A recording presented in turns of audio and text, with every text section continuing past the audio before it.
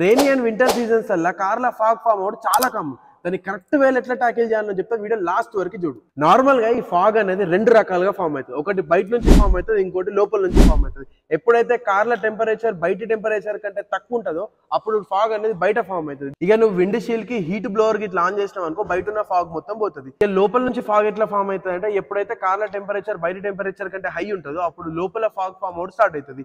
ఒకవేళ కార్ల స్ట్రెంత్ ఎక్కువ ఉన్నా కూడా ఈ ప్రాబ్లం ఫేస్ చేయాల్సి వస్తుంది. ఇక నీకు ఇట్లా లోపల ఫాగ్ పోవాలనుకో నువ్వు ఎక్కడైతే హీటర్ యూజ్ చేసినావో అక్కడ నువ్వు కూల్డ్ ఎయిర్ యూజ్ చేయాలి.